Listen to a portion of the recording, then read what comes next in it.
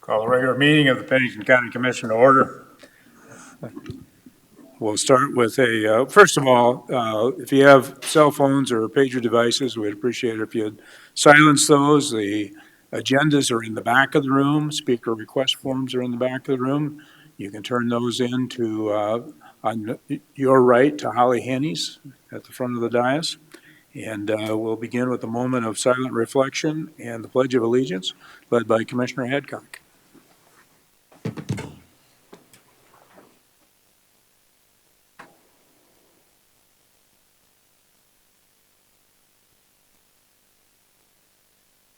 Pledge allegiance to the flag of the United States of America and to the republic for which it stands, one nation, under God, indivisible, with liberty and justice for all.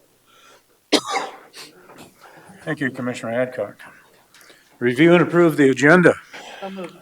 Second. Got a motion and a second to approve the agenda. All those, is there any public comment? All those in favor of the motion indicate by saying aye. Aye. Opposed? Motion carried. We now have, tomorrow we're actually having the event for the centennial celebration for the Pennington County Courthouse. But I would like to share with you a copy of the executive proclamation today, and I will read that. Executive Proclamation, Centennial Celebration, Pennington County Courthouse. An executive proclamation celebrating the centennial of the Pennington County Courthouse, the 1922 time capsule, and the celebration of the laying of the new time capsule.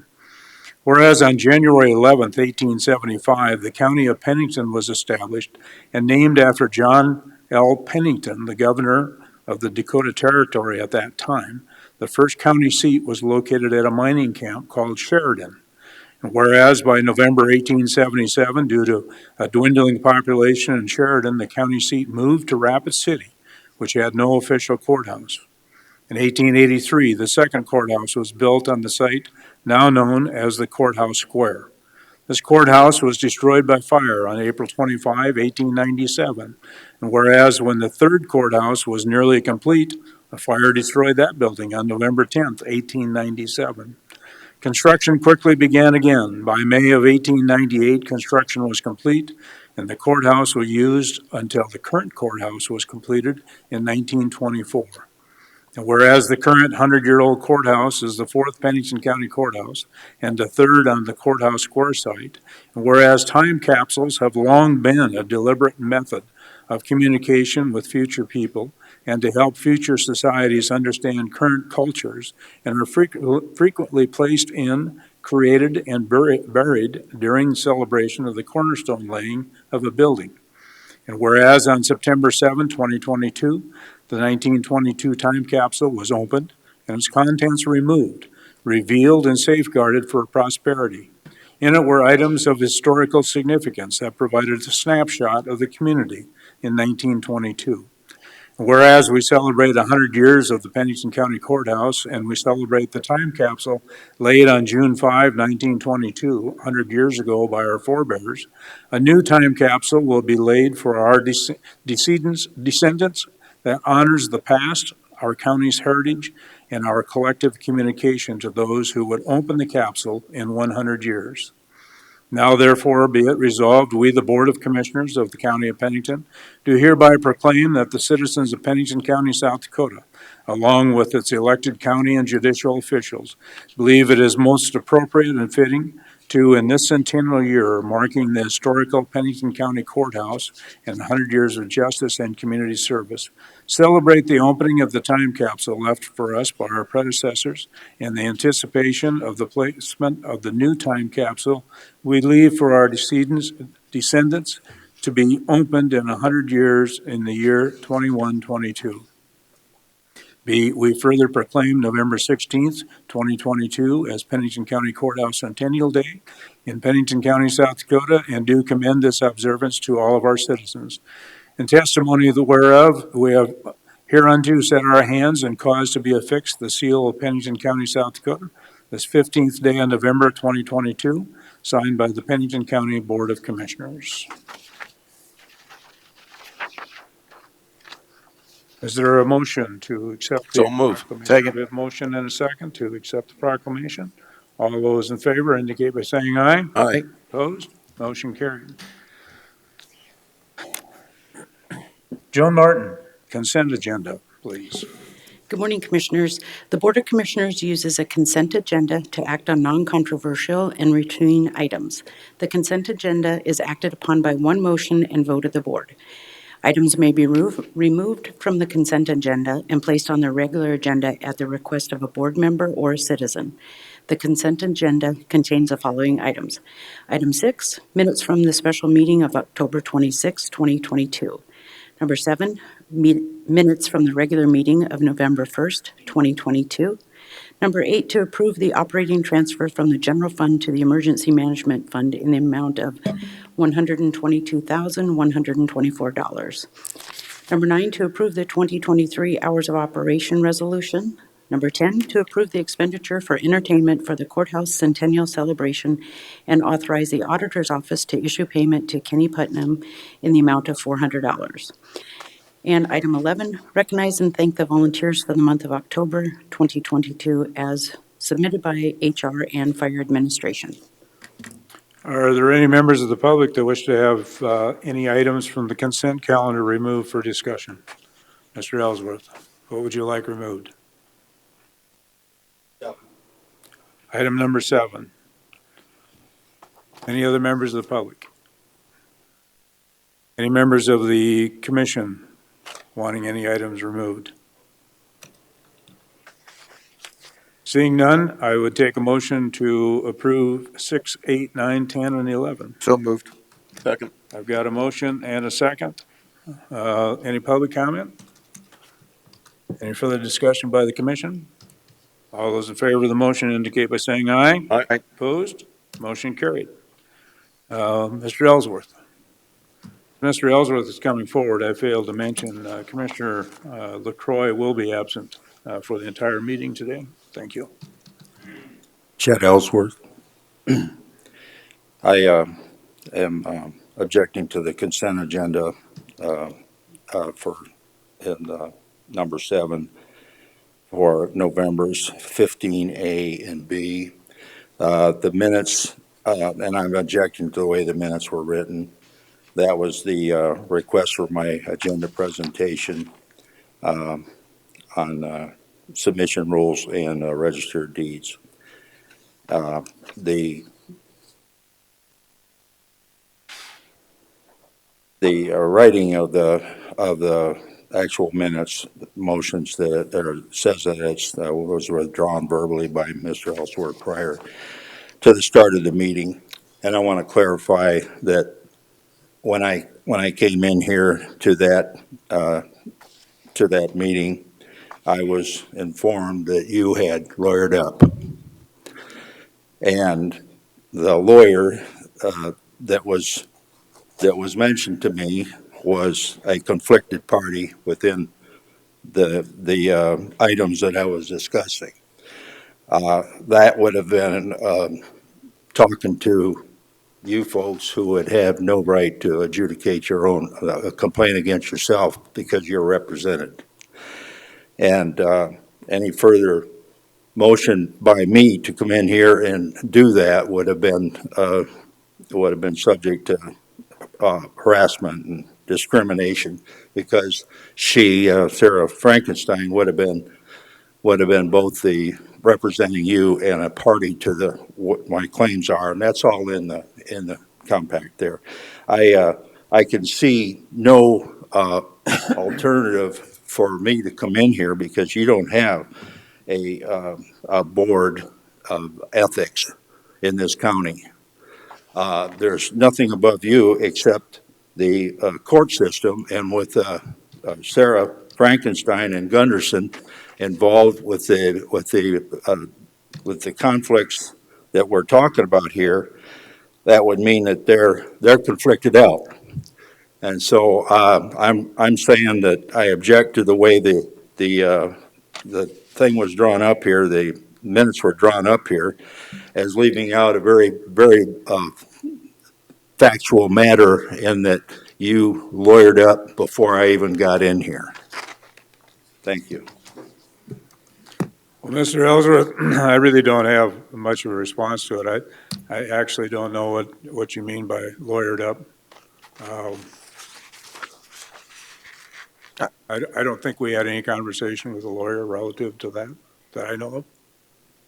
So, You're represented by the commission office. That's where it happened. okay.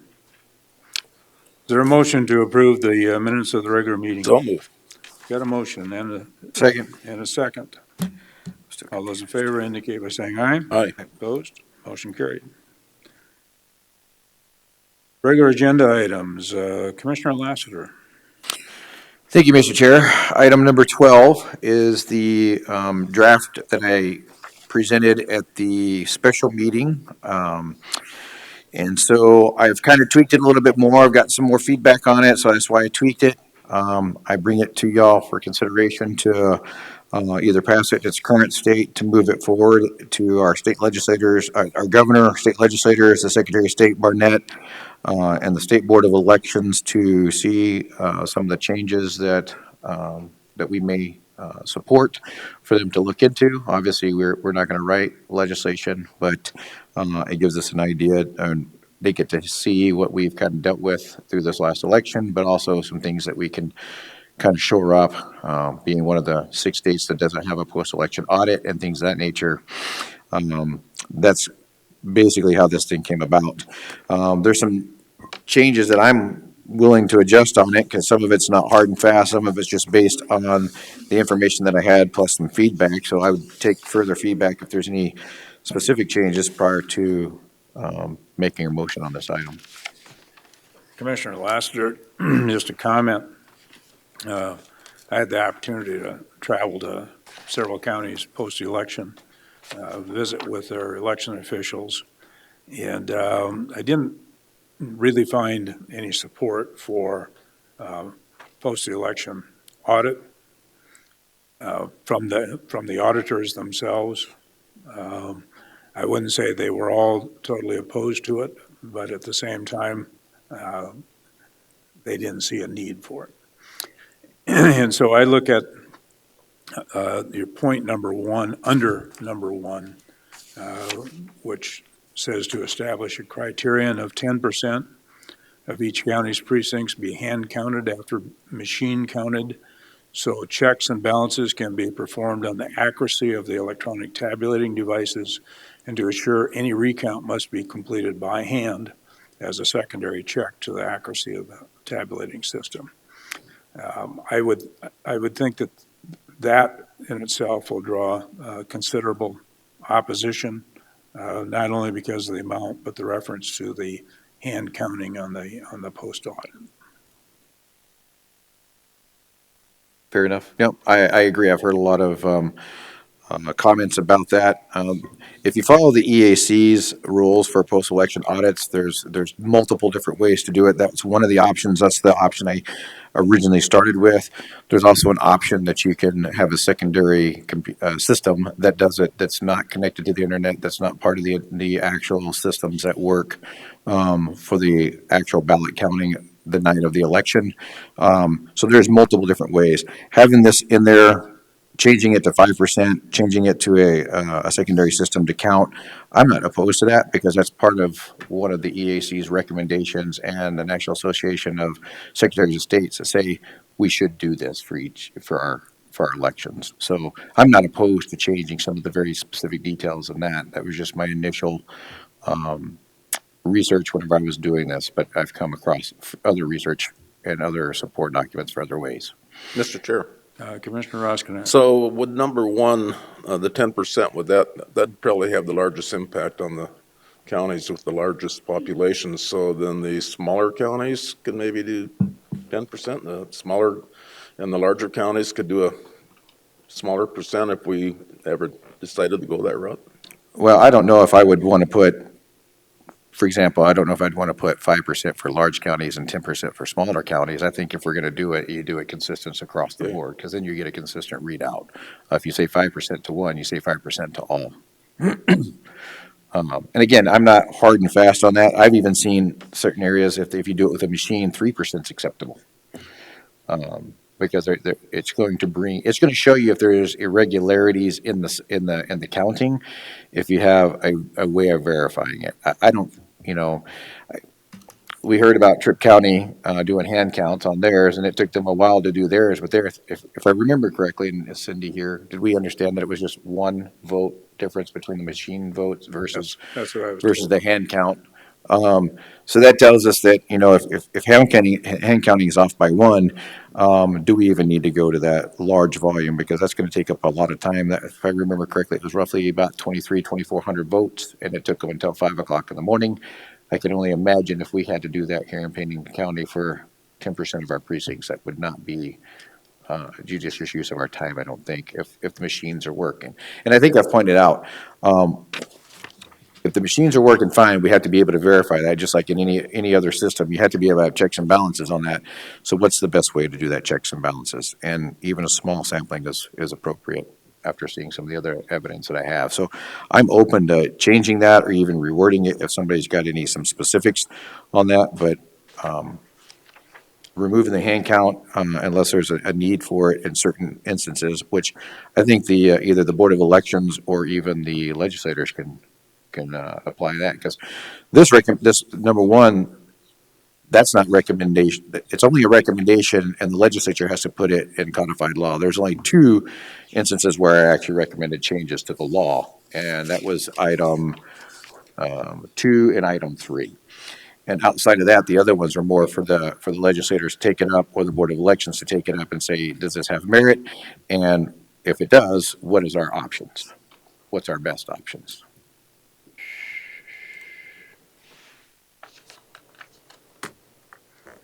Any further? Further discussion. So Commissioner, are you of the belief that we're prepared to adopt something today to move forward? Unless are there any recommended changes to what's here currently? Any input for what's there? Any big beef of? Mr. Chair, Commissioner Oskin? we were provided with a list of comments from auditors across the state.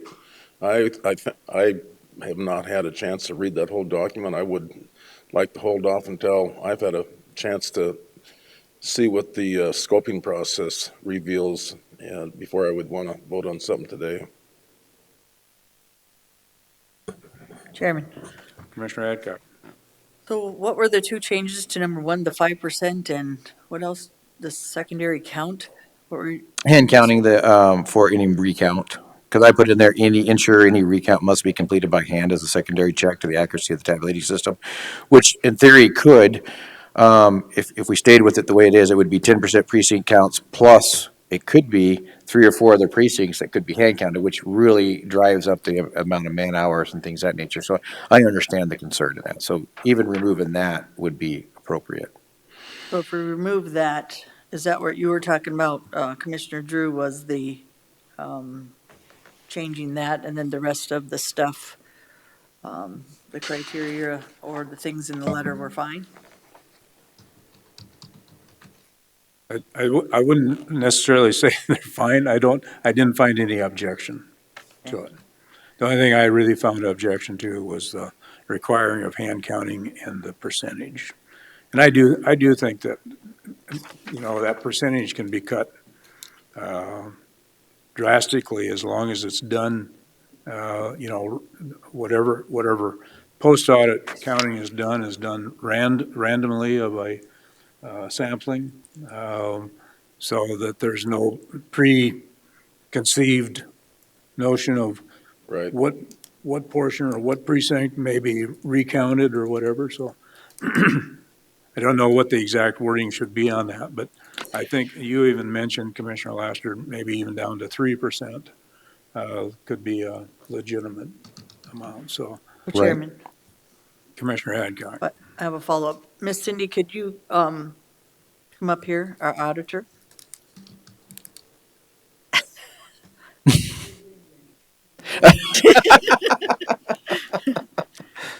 If you would come up, Miss Cindy. Thank you, Miss Cindy. So, at one time you were in favor of post-election audit. And if you did, and you were in favor of that, what would you change on here that would, work? Because I still think we need a post-election audit. I don't know how that process and procedure should look like. And what is just, is a good way to put it, to make sure, we're still getting accountability and transparency, but still, staying within the criteria, which makes sense. I have not done a lot of research on the post-election audit, so I'd really like to have a little more time, I guess, to see exactly what that involves. But I also think that's something that's going to come as this moves into the legislative session, because I do believe this is something that's probably going to come about throughout this next session. I think 10% is too many, and I don't agree with hand counting for a recount. But what that right number is, if it's 5% and a maximum of so many, so that it isn't such a heavy lift for the larger counties, I think that might be an option. I think that was one of the options that you had heard as well. So Chairman, follow up. Commissioner Hadcock? So Commissioner Laster, could you work maybe with Cindy and come up with a plan on number one? Because it sounds like, for me, that would be something that we could continue this, and then you work with Cindy to find maybe a better solution for number one on there. I think the rest, when I read through it, was good. In fact, I should have asked Cindy more questions on this and you on the 10% and the secondary count, but I do believe post-election audits are the criteria is gonna come forth, and we need to make some kind of recommendation to the state. So, if that's okay, if we put it off for 2 more weeks, would that work for you to work with Cindy? It would. I had actually thought about, and this was one of the things that I marked after going through some of that feedback that Cindy and I, that she sent to me to review. I'd already established that I would be willing to drop down to 5%, and then in the sentence, establish criterion of 5% of each county precincts be hand counted after being machine counted. You don't want the hand counting in there at all, is that correct? Or that you thought that, or is 5% hand counting acceptable? I think we need to look at how the audits are done in other places. Okay. I think. So then, my intent was to end it at, of the electronic tabulating devices, period, and then the point from, and to ensure recount must be completed by hand, a secondary check to accuracy. I was gonna remove all that, but maybe Cindy and I sit down and flesh out that one very specifically and what it would look like for the county, because out of the 4 presentations of what could happen, 3 of them were from the EAC. It would cost the county some money, whichever way we go. So the question is, which way are we willing to look at for the counties to do that? Okay, so you're okay with us, 2 weeks would be enough time, Commissioner?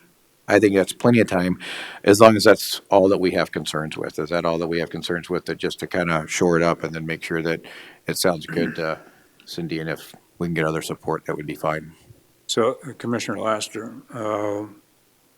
when I say that's all I have concerns with, we sat here as not the election officials. 100%, I understand that that's a whole different ballgame. So our when we submit auditor it is the forward. election official, and so as she reviews it, if she comes up with other suggestions in other areas, I would think we'd want to give that consideration Of course. also. I just ask if any of us have any Yeah, concerns outside of that. No, I just appreciate, Commissioner, that you did the work on this, and I think you did a really good job, and based on the 10% and the secondary count or the hand counting, I think you can work with Cindy to come up with better solutions that'll work and still give a good recommendation that fits both your needs and this commission's needs.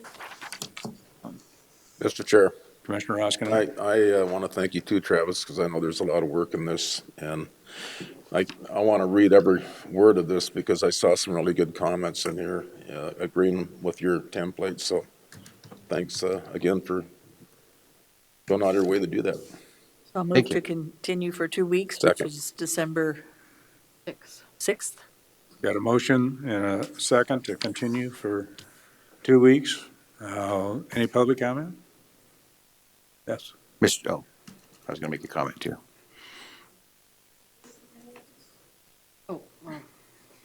Okay, you have a comment relative to this? Come on. Good morning. I'm Ursula Hummel. My husband and I are political refugees from the blue state of Colorado. We moved here about 2 months ago. We know that South Dakota and its wonderful people, whom we adore and we respect, and we are now learning to love even more. They're the most welcoming people, the kindest, most gracious people I think I have ever met on this planet. And believe me, we've been over many countries, my husband being former military. We love this state, and we are here because we left a state that we saw for 15 years turn progressively blue and blue from a purple state that it was. We happen to be from a very conservative county, Elbert County, who the commissioners are fantastic. They're friends. Our sheriff was an amazing man. Sorry, I don't like talking in front of people. But we come here as like a warning. We would like you to thank you very much for looking into election integrity. Your efforts are phenomenal, and they don't go unnoticed by many nationwide. But we come to you as a warning because we saw what happened in Colorado gradually. It was considered the gold standard, which it was not. And it still is not. And there are so many complications with the voting by mail. And I just want to warn you, please don't go down the path that Colorado went to. I urge you to be more transparent. In fact, that was the last word that you used in your thing that you gave to all the commissioners. You have to be transparent. Hand counting is our right. Our votes are sacred. My grandfather and my father fought in the Second World War so they could preserve this nation. And I feel like it's my duty, my obligation to be that patriot, to warn this wonderful state of South Dakota that you are on the verge of becoming Colorado if you do not take this seriously. I applaud you, and I just ask that you consider us when you talk of hand recounting. It's our duty, and I think you can trust us, you can believe in us to help you in that task to do hand counting. It doesn't take long to do that. In the span of time, it doesn't. France, they don't have electronic machines at all, and they're a huge country. And I just implore you to think seriously upon this topic, which you have been doing. We were here a couple weeks ago when Dr. Frank was here. We believe in America. We're patriots, whether you're Democrat, Independents, or Republicans. We need to save this nation. And I live in Custer County, but only 1.5 miles into Custer County. But I believe in you, and that's why I'm coming here. And I just want to say God bless you and thank you. Mr. Chair, Commissioner. I have a question for Ursula. You said you came from where, Colorado or California? Because you Okay, mentioned both. California. Okay, you mentioned Colorado, but correct me if I'm wrong, because you said you have concerns with the mail-in ballots. In Colorado, do they mail out a ballot to every single voter in Colorado? Well, Jenna Griswold, the current Secretary of State and reelected, sent 30,000 ballots out to people who were not registered. Right, So, but yes. they mail out ballots. In South Dakota, we don't mail out ballots. You actually have to apply for a ballot. So there is a significant difference in that. And we did that, and we went to vote last Tuesday. I was so honored. I was ecstatic. I was enamored with your whole process of showing of an ID. Lost in Colorado, you don't have to do that. But incrementally, it could change. And that's why I'm just here warning you to please consider this. It is our right. It's our sacred right to vote. And I would spend more time counting those ballots. And the audits are, like I said, they're the way, the path to transparency. Don't negate that, please. It'll take time, but there's so many nefarious characters out there. I do not trust these machines at all. And with all of the ballots that are just now being brought into from somewhere to cancel out those other ballots in Arizona And that happened in Fulton County in Georgia in 2020. You can look back. There's so much horrible stuff going on. And again, I applaud you for what you're doing. To me, you're a patriot. And I just hope you stand fast and make it happen. And I just hope that Governor Noem and Monet Johnson can see your efforts. Applaud you too as well. So. Thank you. Was there another question concerning Colorado? No, I just wanted to show there was a specific difference in Colorado and South Dakota. There is, but I see it creeping in here. I really do. And you need to hold fast. But I am originally born in California, yes, Oxnard, California, proud to have been there, left in 75.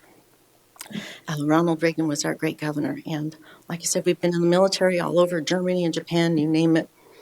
But proud to come home. So, and just, by the way, when I went to vote last Tuesday, talking to the people that were taking the ballots, I told them I was so excited to be here. And they said something, they said to me, and I'll always remember it, welcome home. That is South Dakota to me, and you should feel very blessed that you live in this freedom-loving state. So, thank you. I'm not sure I understand when you say it's creeping in South Dakota, because we still use paper ballots. I don't think anything has changed in regard to that throughout the state. Yes. It's paper ballots that are used. Those ballots are counted by a tabulator. That tabulator has nothing to do with the internet, the connection, and that's what we've just gone through, Yes. explaining how the system works in South Dakota. Yes. And I guess the one example that we did have in South Dakota is that Tripp County chose to, because of what their Do both. commission did, Correct. they did a hand count. Yes. And when you say it doesn't take very long, those election workers were working nearly 24 hours. And as you may know, most election workers are not part of the young crowd. Right. Well, hello. That's right. Yeah. That's right. I And would so be to willing ask- to be that person. I'm sorry, I don't So, mean to interrupt. and so to ask those people to put in 24-hour days in order to count the votes and how many people you need for counting the votes, I don't want to put that onto our election officials in South Dakota of requiring them. I think with the 46 precincts that we had in Pennington County, let's just say you had 3 people at each precinct. That's 138 people. For counting over 46,000 votes, we'd be setting like Arizona or Nevada with counting days afterwards of coming up with results, I'm afraid. How did we do it way back when? I don't know. I wasn't part of it. When no machines way were back when. here, yeah. I just think it's our patriotic duty to be there and to be up front. America is awake now. There are millions of patriots that will take on that task. Maybe not in the furthest reaches, but then you don't have that many people also in some of those precincts. So there is a way, and I think if you connect with your auditor, we call them county clerk and recorders in Colorado, there is a way. There has to be a way. I don't trust the machines. You put the ballots in, who knows how they can be manipulated? We're just And discovering. we've just proven that the machines are not manipulated. There's nothing there to allow the machines to be manipulated.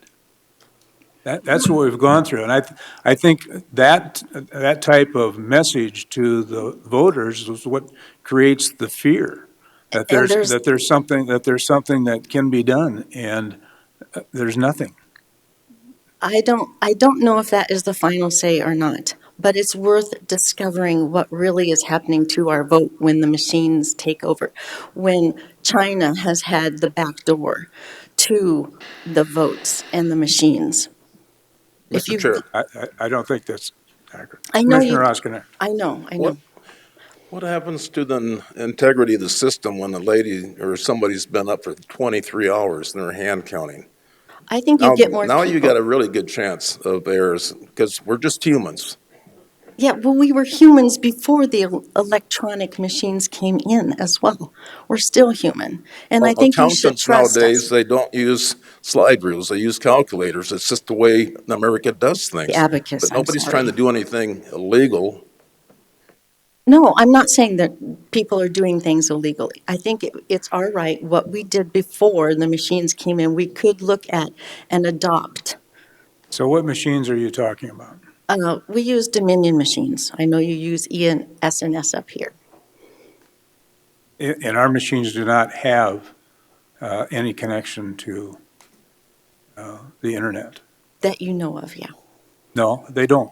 Well, That- we don't know that's- what happens. It's state law that they can't be, and it's been proven probably in almost every county Well, that I there's know nothing that- in those, any of those machines. I know Commissioner Lassiter had his friends look at and said that they weren't, but I think if you looked at, if you wanted to, you could get one of those little machines that Dr. Frank had and put it up next to see if they were. But machines are programmable because you can turn them off and on as well. Mr. Chair. Commissioner Lasser.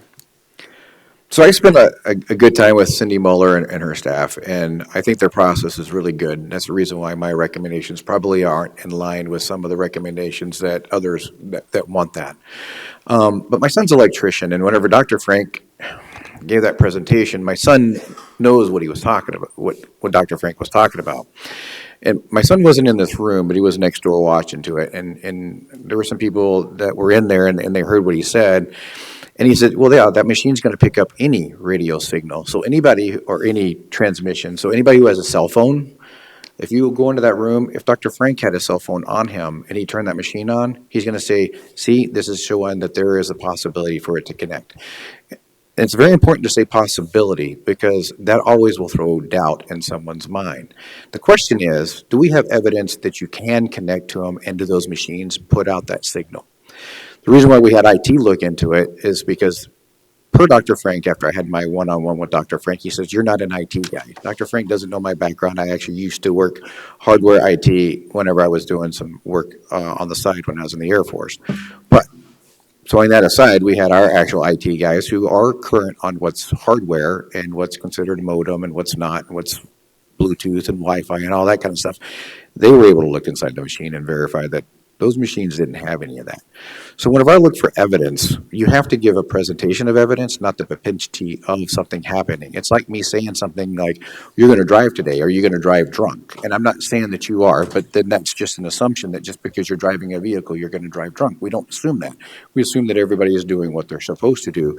And then we have checks and balances to make sure that we pull those people off the road if they show signs of being inebriated, they're waving on the road or something.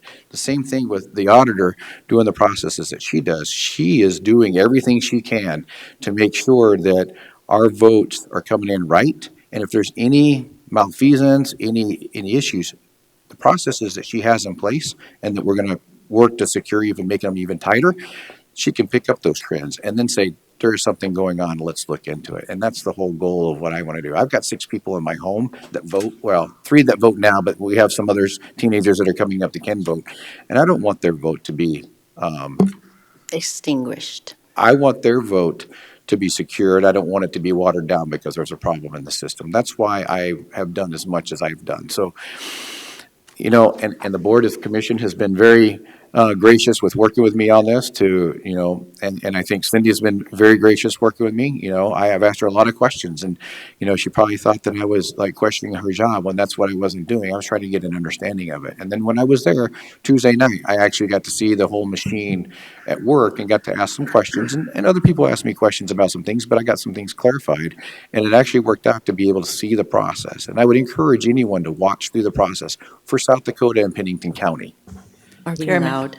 Yeah, we are allowed. So that's my point, is that I think our team did a really good job, and I think they do a great job, and I think she's going to work with us to make sure that we make sure that it stays nice and tight to have the best election results that we possibly can. Well, I appreciate that, and I thank you, and I hope you can also look at residency. That was also in your packet. It is. And the mail-in operations where there's hundreds of people mailing from the same spot.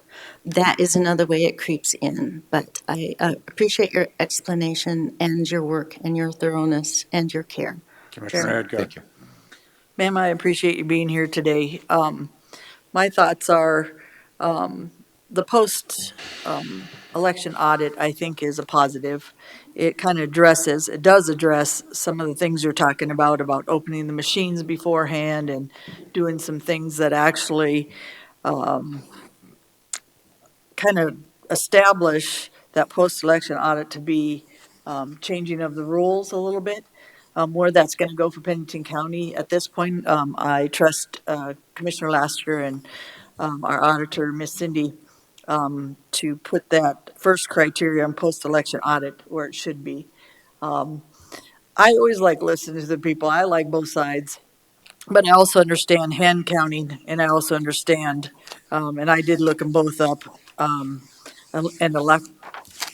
counting, tabulating, and electronic tabulating, the possibility of error on both of those. It looks like actually the human error, when I kept looking up, is more a possibility of having issues than the tabulating machines, if the tabulating machines aren't done with post-election audits and done right as well. So you can, if you want to skew election, it can be from humans or it can be electronically. That's what I truly believe. They might have done it back in the day with humans, but I still think it can be skewed. It's all in how that election is set up. And basically that trust and that balances is a good way to pay that checks and balances that make that difference in the end, whether it be human or electronic. So I just think both can be good because you can do that post-election audit with some human and electronic, and you also can do that checks and balances with those tabulating machines. So it can work. It just has to be done so people trust that and people can see that. I think that's the bottom line. For people to throw speculation out, a lot of times then it becomes those conspiracies or those things that people start freaking out on, that I've seen since I've been in government. But bottom line is, that's what we're here for. We're here for what Travis is doing today with these, and it's actually our team doing this. We just believe that Travis, at this time, has looked this up and we have made him the team leader for this. So we appreciate all the work Travis has done, and this has come to our attention by the people of Pennington County. So we are listening, and we did change some stuff, and we will change some stuff that make that more safe. And hopefully, we also believe in South Dakota and Pennington County as well, ma'am. So we appreciate your voice today. Got a motion and a second to continue to December 6th. Any further discussion? All those in favor of the motion indicate by saying aye. Aye. Opposed? Motion carried. Item 13, North Haynes Avenue update. This is listed as Commissioner LaCroix. I don't see Highway Department here. There they go. Okay. Joe, did you want to discuss the North Haynes? Good morning, Commissioner. Joe Miller, Pennington County Highway Department. It was Commissioner's LaCroix's item, so I think we probably would be beneficial to continue it until he could be here. Is there any further discussion on this? Is there a motion to continue this to December 6th? Second. Got a motion and a second. Any public comment? All those in favor of the motion indicate by saying aye. Aye. Opposed? Motion carried. Item 14, items from the auditor. Cindy.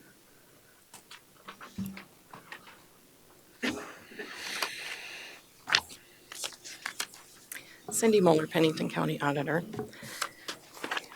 Quite a list for you. We're kind of cleaning up for year end, making sure all the budgets have the proper spending authority. So I have several budget supplements before you this morning. Budget supplement SB 22004 is a supplement to the general fund fire budget in the amount of $1 million. This $1 million was money that the commissioners set aside, so it is in assigned fund balance specifically for those fire departments. I move approval. Second. Got a motion and a second. Any public comment? Any further discussion by the commission? All those in favor indicate by saying aye. Aye. Opposed? Motion carried. Budget Supplement SB 22005 is the supplement for the Pennington County TIF 4 fund.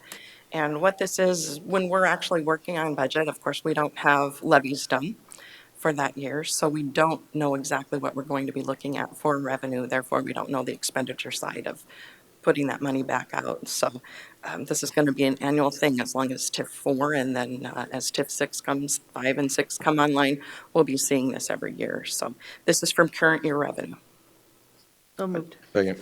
I've got a motion and a second. Public comment? All in favor indicate by saying aye. Aye. Opposed? Motion carried. SB 22006 is the budget supplement for the radio tower budget. This is from unassigned fund balance, and it is $450,000, but that is offset by the reduction in the operating transfer from general fund to the 911 fund. So I would ask for approval of that. So moved. I've got a motion. Is there a second? Second. And a second. A quick question, Cindy. So all of those 450,000 come from the 911? The 450,000, we reduced the annual operating transfer this year by that $450,000 to cover the cost of this, Okay, yes. okay, thank you. So I've got a motion and a second. Any public comment?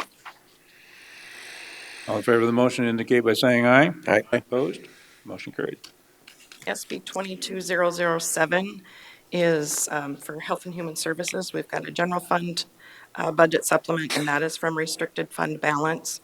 That comes from money that was collected, revenue that was specific to an item, so therefore it becomes restricted.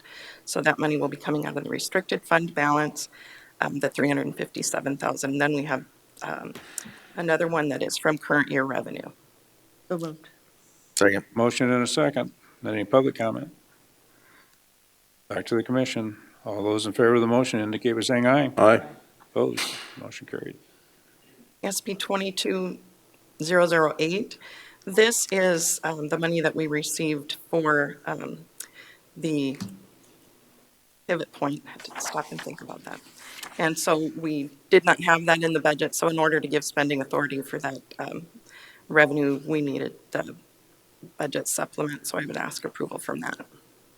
Is there a motion? So moved. Second. Got a motion and a second. Any public comment?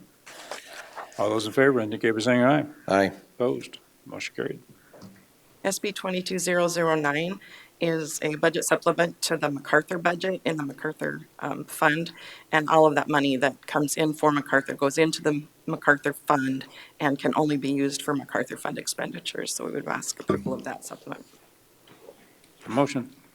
So moved. Second. Got a motion and a second. Public comment?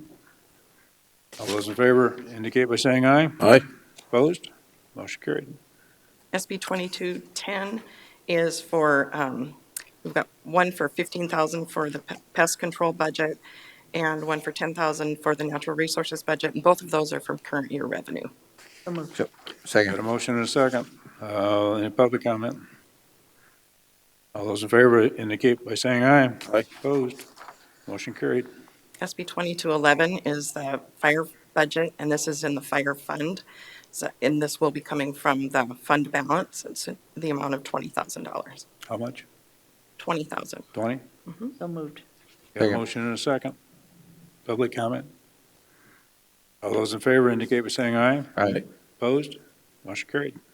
SB 2212, we have a supplement to the jail budget in the amount of $295,000 from unassigned fund balance, supplement to the sheriff's office law enforcement budget in the amount of $255,000 from unassigned fund balance, and a budget supplement to search and rescue, and that is from assigned fund balance in the amount of $19,998. So moved. Second. Got a motion and a second. Any public comment? All those in favor of the motion indicate by saying aye. Aye. Opposed? Motion carried. SB 2213, we have a court administration supplement request for $200,000, an abuse and neglect budget supplement in the amount of $50,000, court-appointed attorney budget in the amount of $50,000, and all of that is actually from unassigned fund balance. I see that there was a little leftover from the previous one on the search and Okay. rescue description in there, but that is all from unassigned fund balance. Okay, is there a motion? So moved. Got a motion, is there a second? Second. And a second. Any public comment? All those in favor indicate by saying aye. Aye.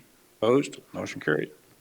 SB 2214, this is to kind of clean up the construction things under buildings and grounds. So we have a budget supplement for the capital improvements budget of $500,000, public safety building security budget of $66,250, courthouse tunnel replacement budget of $43,200, courthouse entrance, third floor, $22,500, state's attorney's office renovation of $50,000, crisis stabilization budget of $1,284,900, and then that's from the restricted fund balance.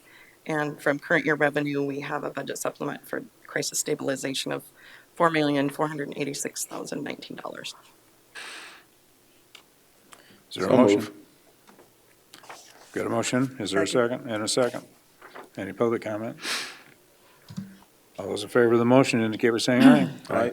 Opposed? Motion carried. SB 2215 is a supplement to accumulated building funds for the bond fees, and that actually will be coming out of the bond proceeds. But that just gives me spending authority to get it in the general ledger. Okay.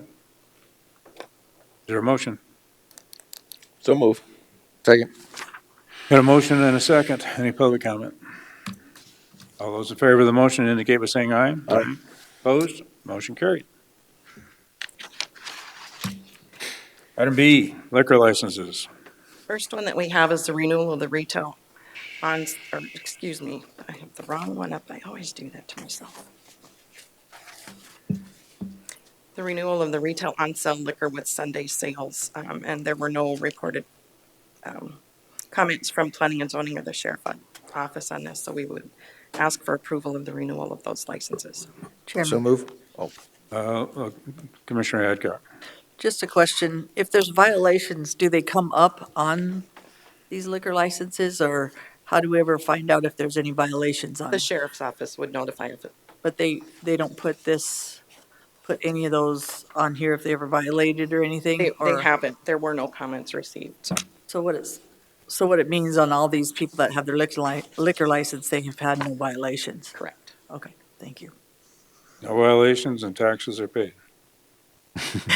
Fees. That's true. Yep. You have Okay. to. Move to approve. So is the motion to approve all three? Or do you need each one individually? If you would like to include all three in one motion, you could certainly do that. We have the renewal retail on off-sale liquor with Sunday sales, a renewal of a packaged liquor license, off-sale liquor license, and then renewal of retail on off-sale wine and cider licenses. So moved. Second. Okay, I've got a motion and a second to approve the liquor licenses. This is a public hearing on these. Is there anybody that wishes to speak in regard to any of these renewal licenses, liquor licenses? Seeing none, back to the commission. All those in favor of the motion indicate by saying aye. Aye. Opposed? Motion carried. Thank you. Thank you. Items from the building committee. Mike Cool.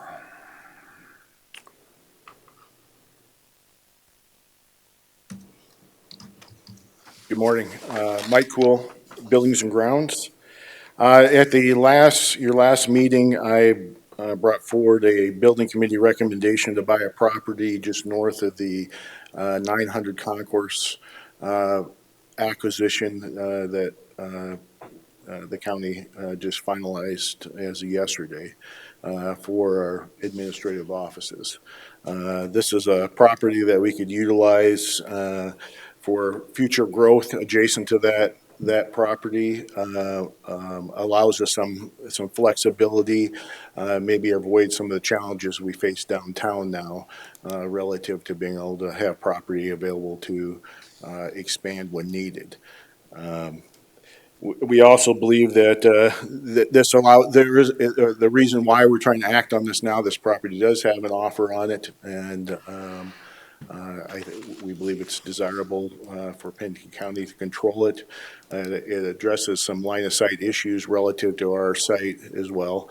If for some reason, I believe that we'll find useful purpose for this, but if we find that as we're working through solutions to meet our needs, as we continue to develop that with our needs assessment work, we could sell that down the road with applying any requirements that we might place relative to an adjacent property owner when we sell it. As I indicated, I think that we'll find a use for it.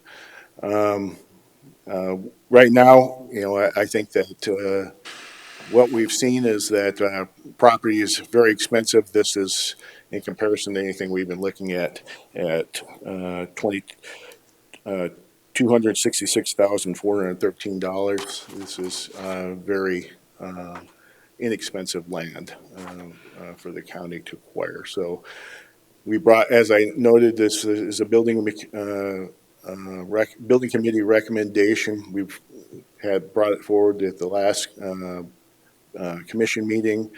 I'm asking the commission for authorization to acquire this property. Mr. Chair. Commissioner Roskinek. Go ahead, Deb. Commissioner Adcock. Just a question, the 2.91 acres is what we're talking about. We're not talking about the suggested lot for purchase, are we? Excuse me? Because we have yeah, it's this one, right? The north one, not this one. North, yeah.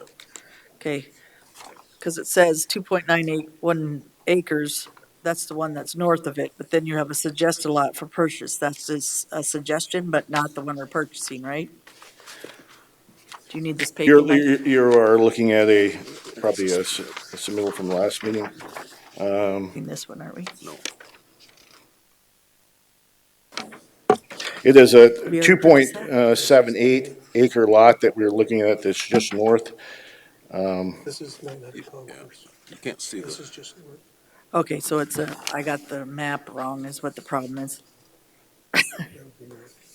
This way? This is the 900 Concourse building, Okay, and that's the lot we're letting them in. okay. For some reason I had it in the wrong spot because I thought the building was the Acupress, and I was in the wrong area. I didn't see that our building was down below, so now I understand. So it's 2.78. Yep. Okay, thank you. Commissioner Roskinek. So what I was going to point out is when we bought the lamplighter, we essentially bought that for parking, maybe future use of putting the building on there, but without the demolition, that property cost us over $50 a square foot compared to this property here at less than $2.25 a square foot. Another thing that the building committee discusses that this property is zone light industrial. So you just spend $7 million for a county administration complex, and you have 2.78 acres north of you that's zone light industrial. Well, there's a lot of different uses that could potentially be built on a site zone light industrial. So it's we're going to use it for future needs, but I think we also need to protect our investment of the 900 concourse. Yes. Any other comments? I'll make a motion to approve. Second, I've got a motion and a second to approve. Is there any public comment? thank you, Kevin. Seeing none. All those in favor of the motion indicate by saying aye. Aye. Opposed? Motion carried.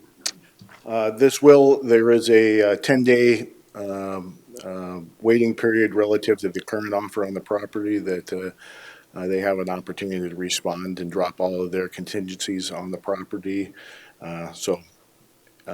With authorization, we have a 10-day wait before we actually acquire. Thank you, Okay. Mike. Thank you. Thank you. Item 16.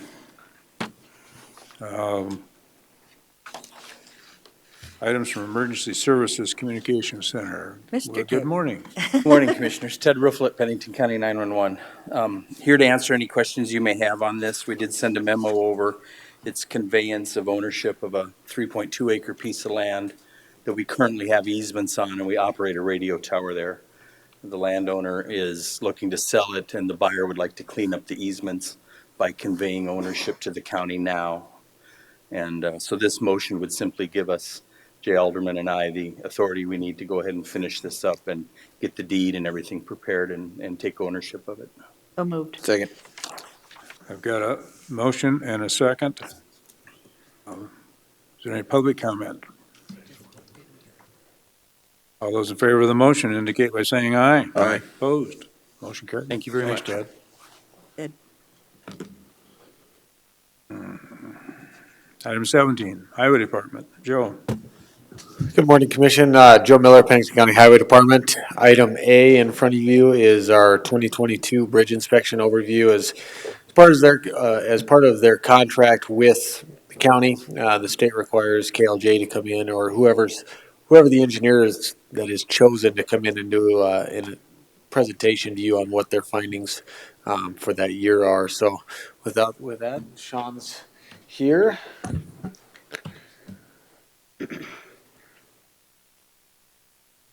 Go. Better pull up the right one.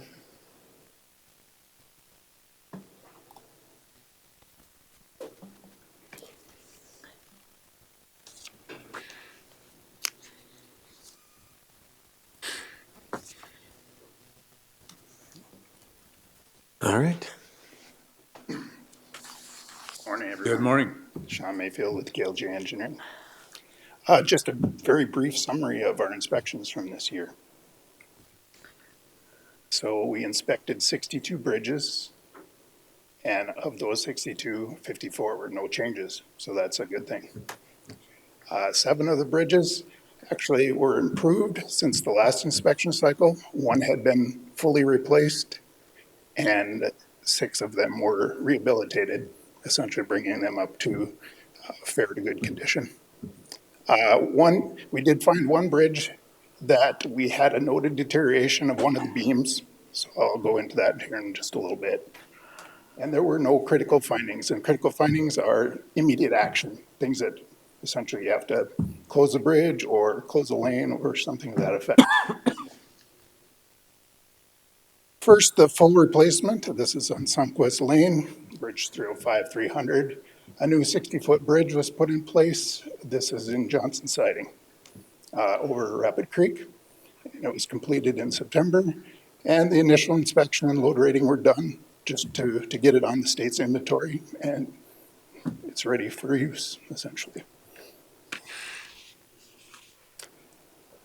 There were 6 in-depth rehabilitations, which I explained. Repairs that were completed were bad beams were replaced, concrete was repaired where it was essentially spalling off. A rebar that was exposed is covered, and then all of the steel was repainted, cleaned and painted. This bridge is on Nemo Road, and you can see that it's been fully Mr. Chair. rebuilt. Commissioner Roskinek. My question would be the one on Sunquest. That just goes to private development, that's dead end. The one on Nemo Road, you got heavy haul trucks going across that. Would the life expectancy be the same for those 2 bridges? Just based on the actual use and weight? Amount of traffic does play into the overall longevity of the bridge, of course, yes. Seeing more trucks, that does deteriorate it faster. They are similar in nature. The two designs are similar in nature, but your standard pickups don't do as much damage as large vehicles over time. Yes. Yeah, I just hard to believe that you got to build a bridge with the same integrity going to a limited housing subdivision, same as you would, a bridge on Nemo Road that services haul trucks. They all have to be essentially built to stand the same amount of weight. Legal loads is 24 tons for a tandem axle dump truck, 40 tons for a tractor trailer semi. So they all have to meet that. But over the lifetime, repeated cycles do deteriorate faster. So the bridge in this picture, where's that located from the bridge that failed? This is closer to Rapid City by 3 or 4 miles. Okay, At the intersection of Norris Peak Road and Nemo Road, this is the next one around the corner from there. okay, yeah. And one thing to keep in mind, you know, Sodquist, yeah, it serves, I believe it's 9 or 10 residences in there. But you still have garbage trucks going in there, concrete trucks. So you still have the same amount of, those bridges need to hold the same amount of weight. Maybe not see the number of loadings that bridge does, but they still need to hold the same number of weight or same amount. That was the reason for the initial inspection, because it has to be inspected and load rated to make sure that it can handle legal loads, which it does. And I assume that's going to be the same criteria for the bridge that'll go service Silver City too. That is correct. Right now, they're limited on weight with the current bridge. Yes, yep, the new one will be unrestricted. Thank you. This is the bridge with the noted deterioration that I mentioned. This is on Thunderhead Falls Road. There was one beam, as you can see in the photo here, where some of the concrete was starting to deteriorate, fall off, exposing rebar. And with that, we did a load rating on it, and it showed with that loss of concrete that it needed to be reduced in load capacity. And with that also, it was put on a 12-month inspection cycle. Standard bridges are 24-month inspection cycle. Just with this, we want to keep a closer eye on it, essentially.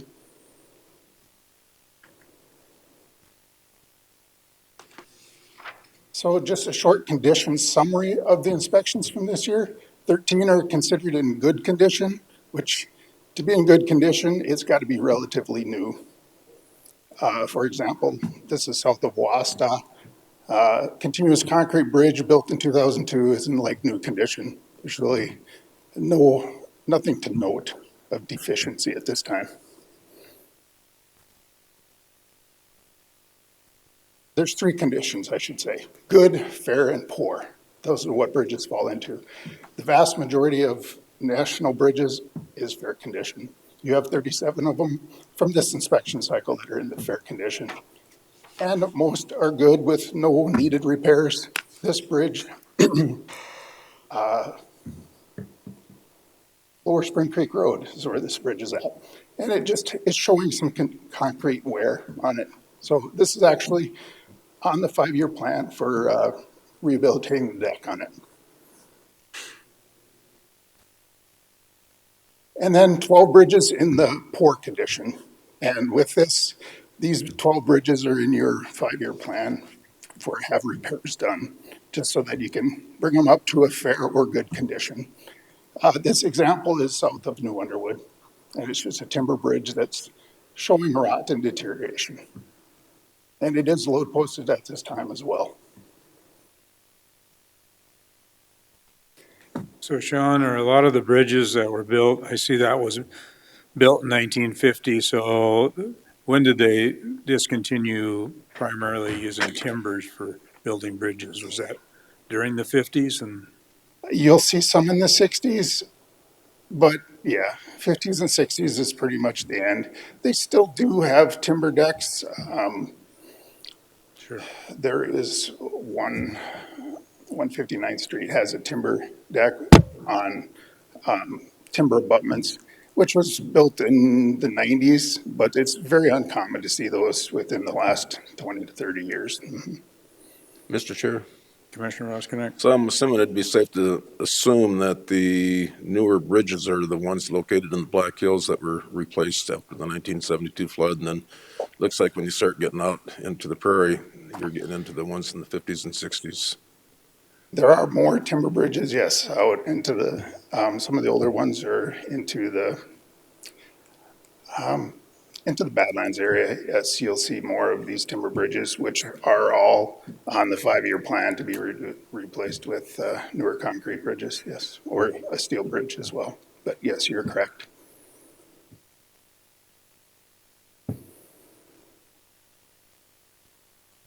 That was my presentation. If you have any other questions. Any other questions for Sean? Thank you. Thank you.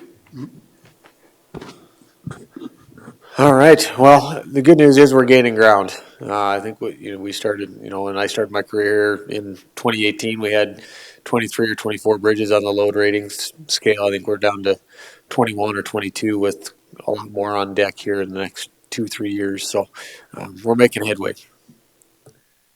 Item B, so these are right-of-way and utility certifications for rehabilitation projects that we're going to be applying for bridge improvement grants for in January of this year. So as part of that package to make them shovel-ready projects, we need to have all these certificates, wow, can't talk today, certificates in place so that the state understands that we've acquired all the right of way if it was necessary. We've contacted all the utility companies. If they're on the bridge, we see that sometimes that the utilities kind of hang on the bridge. So with that, the bridges that are on here for applicant that we're going to apply for in 2023. There's one on Norris Peak right there by the fire department and church. The estimate on that is $341,700, of which we're going to put a 20% match, so the county would be required about $68,000. The next one would be Old Hill City Road, $317,000. Our match would be about $63,000. Reservoir Road near the intersection of Green Valley and Reservoir Road there, the estimate is $315,000. 3 of the Thunderhead Falls bridges, so I believe the one that Sean just showed there, the one that was load rated this year, is on the plan to apply for to rehabilitate that bridge. The construction would be in 2024. The cost for those 3 bridges are $395,000, $355,000, and $365,000. So the total cost to the county approximately is about $500,000. So with that, I'll stand for any questions. So you using a 20% match on each of these, or? Correct for now. Typically, from what we've talked to the state with the rehabilitation projects like this, they like to put their money in the rehabilitation projects so they don't have to get to the reconstructions, right? It's a lot cheaper, as you can see, to rehabilitate these bridges before they get into that condition where they need to be reconstructed. So, in the last several years, the state hasn't denied, to my knowledge, any of these rehabilitation projects. So, okay, thank you. Any other questions for Joe on that? Move approval. Second. We've got a motion and a second for approval. Public comment? Seeing none, all those in favor indicate by saying aye. Aye. Opposed? Motion carried. item C is amendment number 1 to work order LGA 8920 for the South Rochford Road reconstruction. This amendment was due to the fact that some of the design changes that were made during right-of-way negotiations, and then the additional work that was needed to complete the environmental assessment. Basically trying to get this thing to completion here. The engineering firm had to do some more work on the environmental assessment and putting that out. The total amount for this change order is $37,365.39.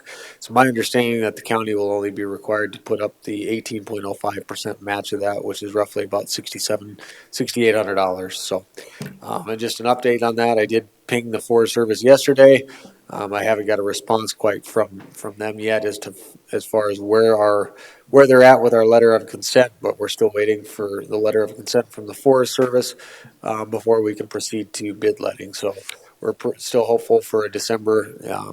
Worst case scenario is going to be sometime in January bid letting. So, Mr. Chair, Commissioner Oskinen. I'll move to approve. Second. Got a motion and a second to approve the amendment number 1 to work order LGA 89-20 with Interstate Engineering. Any public comment? All in favor of the motion indicate by saying aye. Aye. Opposed? Motion carried. thank you, Commissioner. Thank you. Items from Human Services. Barry. Good morning, Barry Tice, the Director of Pennington County Human Services and the Veterans Service Office. And with me, I have Brenda Dahlke, the Assistant Director of Human Services and the Veterans Service Office. In front of you, we've outlined our proposed increase in the rent guidelines, and I briefly talked about it during my budget hearing. And it's been 5 years since we've increased the rent within our internal guidelines, and for us to start that increase, it's obviously our requirement to have your approval on this. And I laid out the numbers. It's fairly minimal considering the average monthly rents and what it's going for in Rapid City, as well as the 5.7% increase in 2022. So we believe with this slight increase, Human Services will be able to absorb this estimated amount based on, we always try to look at numbers prior to the pandemic. During the pandemic, numbers were somewhat skewed, but with our other partners in the community that help us out with some assistance, whether it's Vukurovich or the Community Action Program, we always try to leverage that other funding and then use county dollars as the last resort. Appreciate you doing that. Chairman, Commissioner Hadcock. so on the county dollars, they do have to pay that back, am I correct?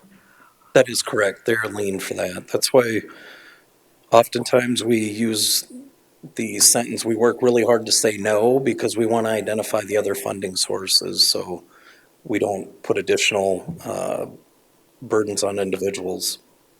I appreciate that because I work with Brenda and her team and Barry to find some assistance for people at our places, let alone in other areas that if we have to move them somewhere else because they've upgraded. But we also did this for Pennington County Housing. We had to make that rental assistant higher because nobody could actually get places with the assistance they have and had before. So it's something that in order to place people where they need to be and where they can get help, that assistance needed to increase. So I just want to thank you and your team for everything you do. I see it every day. This is just my chance. I know this is part of talking about the increase, but you guys do an amazing job at the Care Campus and your team. They work with people every day that need your help, not only for rental assistance, but for everything. And your team seems to be able to maneuver in the community since you have a team of people in Rapid City that you can get help from. So our veterans, we see, yesterday we had a veteran come to us and we just see your assistance makes a huge difference, not only in the housing, but everything you guys do. And it's pretty amazing that people don't know all that you guys do and what your team and your whole Care Campus does for people. I think we keep having people open up these different areas in Rapid City, not knowing that there's a one-stop shop already. And sometimes, unfortunately, those areas become more of they're trying to be helpful, but in the long run being more hurtful when you already have people that are professionals that do this for a living every day. And I've seen it over and over again, and I don't know if this team knows that when people open these individual areas that aren't trained, like the Care Campus people are, it actually adds more of a burden to the community by not knowing how to deal with people that need assistance and people that need the help that these team of people at the Care Campus have. So unfortunately, I see it over and over again because we have the people that need some of this assistance, and we're finding other people, again, are creating more of a problemsome area, trying to be assistants when they don't have the professional background and the ability like the Care Campus and the trained individuals do there. So I just appreciate everything you guys do. It's just amazing. So thank you. Mr. Chair.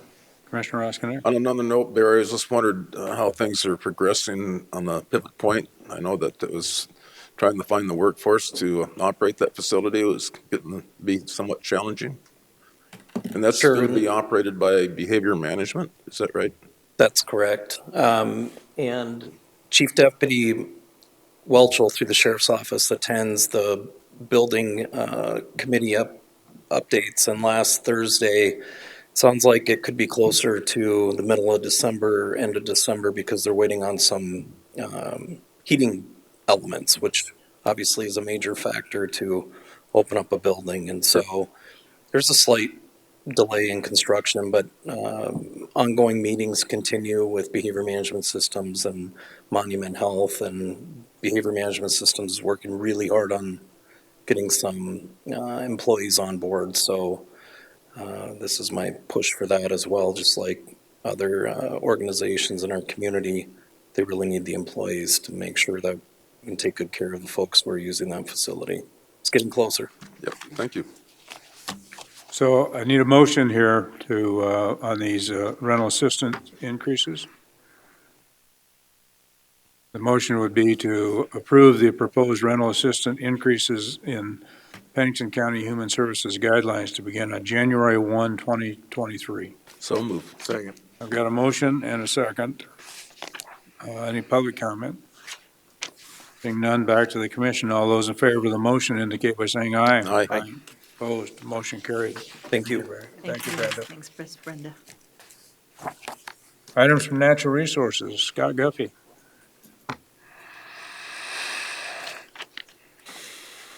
Morning, Commissioners. Before you, we have the final memorandum of understanding for the Pennington County and the Forest Service to enter in for Pennington County enter in as a cooperating agency status for the forest plan revision. If you remember back in May, Forest Supervisor Jeff Tomac was here to kind of explain the process in the beginning of the forest plan revision. They did have a template of the agreement then, the MOU. Jay Alderman went over it and had some suggestions. Ron and I went down and met with them, got those suggestions put in. And we've been quasi-working as a cooperating agent status. This just makes it official, so now we'll have a seat at the table as we proceed on this forest plan revision. Okay, any questions of Scott? I just want to thank Scott for being able to take the time out of his normal job responsibilities to proofread this and recommend some changes. Nothing major, but sometimes a may and a shall can make a lot of difference. Absolutely. Yeah. Thank you, Scott. Is there a motion? I'll move to approve. Second. So I've got a motion to approve the chairman's signature on the Black Hills National Forest Cooperating Agency status for the Forest Plan Revision Memorandum of Understanding. Is there any public comment? Back to the commission. All those in favor of the motion indicate by saying aye. Aye. Opposed, motion carried. Thank you. Thanks, Scott. Item number 20, items from the public. Is there anything that, this is a time and place that public has an opportunity to talk about county business? No action would be taken, but relative to policies, et cetera. Anyone desiring to speak? Seeing none, we'll move on to a little recess. Because this doesn't happen very often, but we're at the time for the planning and zoning at 10:30, and we're at like 10:23. Second. She moved. I seconded. Got a motion and a second for a break. All in favor indicate by saying aye. Aye. Opposed? Motion carried. Board of Adjustment, scheduled for 10:30. Cody. Good morning, Cody Sack, Environmental Planner. Item A is variance VA 22-23. It's to allow more than 40 dwellings on a dead-end road system. The applicant and landowner is Leslie Rudder. Location of the property is 24038 Pine Valley Road. It involves 15 acres. Current zoning is agriculture district with an existing land use of residential. Access is off Pine Valley Road and there is no special flood hazard area on the property. When granting variances, we take a two-pronged approach. For prong number one, whether granting the variance runs counter to public interest. I'll read the answers aloud. Staff's answers are on the left of the screen. The applicants are on the right of the screen. For number one, yes, the neighborhood already exceeds the maximum number of dwellings allowed on a dead-end road system. Number two, no, the neighborhood currently contains 44 dwelling units on a dead-end road system. Number three, no, Pennington County zoning ordinance, section 204F states in all zoning districts, no more than 40 dwellings are permitted along a dead-end road system. Number four, yes, the current comprehensive plan identifies the property as agriculture districts, which requires a 10-acre minimum lot size. I will say with that, if the lot is split, it'll be 5 acres, and the applicant has applied for a rezoning comp plan amendment to change that. Number five, yes, exceeding Pennington County's zoning ordinance section 4F requirements jeopardize public safety of the community. And number one, or for prong number two, whether a special condition exists to grant a variance, no, no physical conditions exist that would warrant the approval of this variance.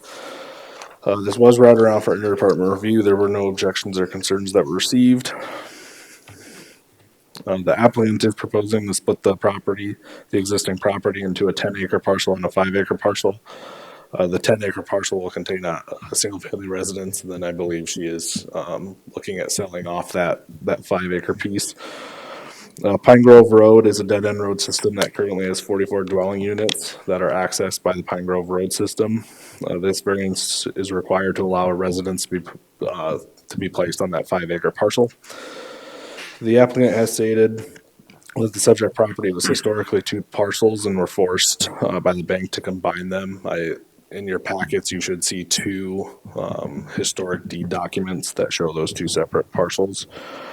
Again, the applicant has requested or has also applied for a comprehensive plan amendment to change the future land use from agriculture district to ranchette district and rezone the property from agriculture district to ranchette district. Staff has received calls from the Rockerville Volunteer Fire Department and the Pine Grove Water Association. The Rockerville Fire Department does not have concerns in regards to this specific request, and the applicant has stated that the Pine Grove Water Association has approved an additional tap on the subject property. The subject properties are within the Black Hills Fire Protection District. In order to mitigate risks to the neighborhood, staff believes a county-approved fire mitigation plan should be required for the subject properties. If this request is approved, and approval of this request will allow the applicant to apply for a building permit for a single-family residence on that 5-acre parcel. Staff recommends denial due to lack of secondary means of ingress and egress.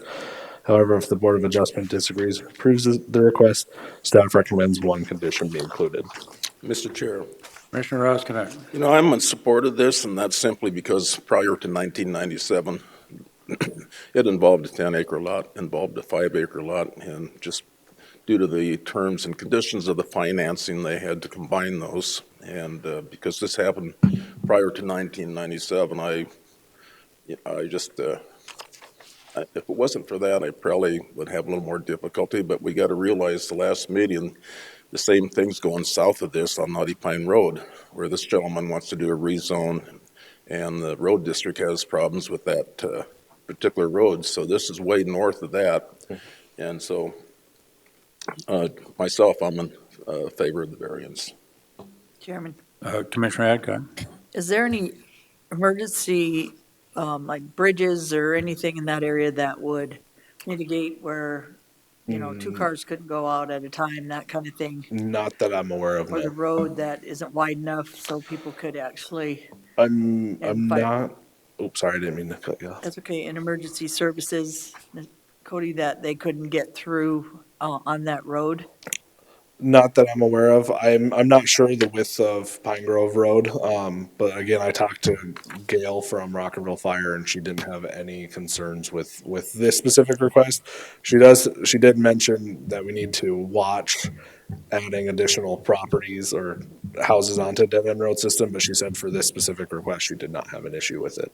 Okay, so when they have a fire mitigation, is it emergency mitigation, so it's for flood, fire, anything? So that's working with South Dakota Wildland Fire to clean up like dead timber, low brush on the property to mitigate the fire risk to that property and help the fire department fight a fire in that area if there ever was one. Well, we kind of talked about it, remember when we had the thing in Hill City, if you remember, Jason, we talked about having some emergency plan, not just for fire, but for flooding or anything else, added to some of the properties. This would be one that you would do, not just fire. I think you should do an emergency plan if you have a dead-end road. So is there any type of plan that we have out there like that? Not that I'm Jason, what'd we not that I'm do aware of. remember we talked about that that we were gonna, a disaster plan, I don't remember what we called it, but maybe it was emergency plan. Right, Jason Tennyson, Assistant Planning Director. So we ran that through Jerome as far as the fire mitigation plan and emergency evacuation. Emergency evacuation. Yep. So that's what the fire mitigation plan has, is emergency evacuation? Right, yeah, Okay, it it has includes both all in of there that. already. Thank you, Jason. Mr. Chair. Commissioner Roskinek? So when I did the inspection 3 weeks ago on that property down on Naughty Pine, I believe Pine Grove Road south of Neck Yoke is a county 2-lane paved road before it splits off the Pine Valley Road. So I just wanted to share that ingress and egress should be adequate based on the width and the fact that that is a county maintained paved road. Mr. Chair. Commissioner Lassiter?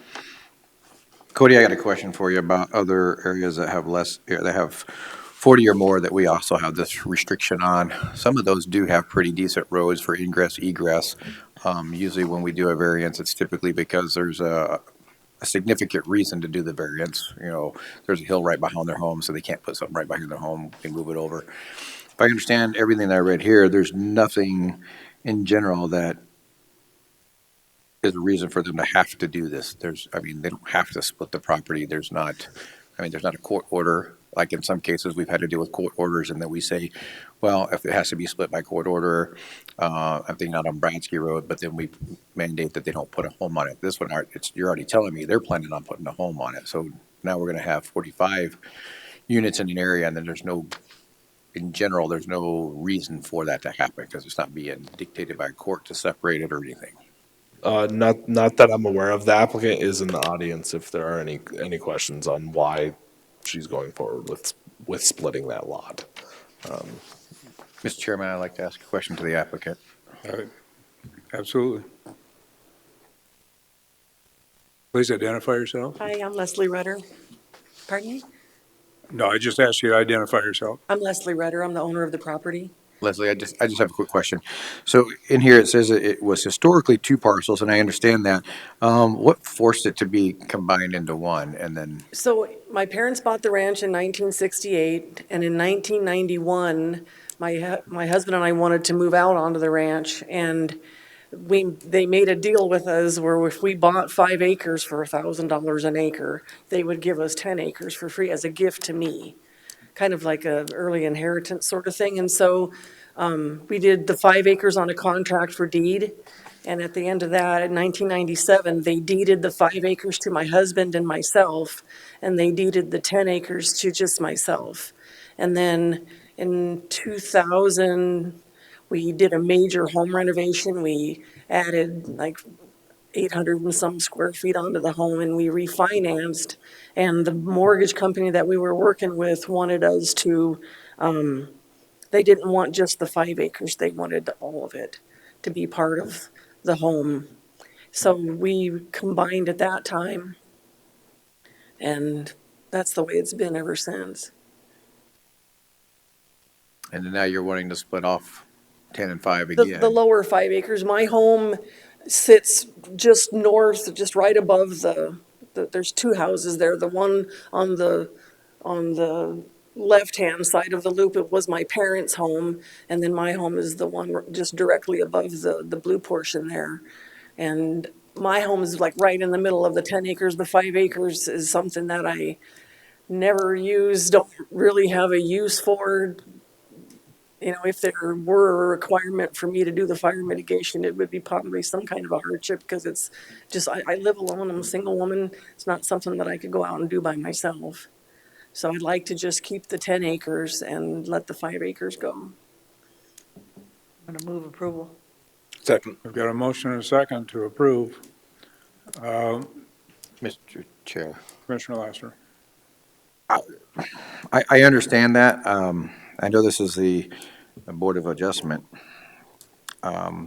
We might want to give her the opportunity to have all of us here, because I don't know if I'm on board with it. I understand it, but I just don't see a lot of times when we approve these, there's a mitigating circumstance and that's physically with the property. And so I haven't seen that at this point. And I get what was done, but I'm not on board at this moment in time. Maybe there's more that I'm missing.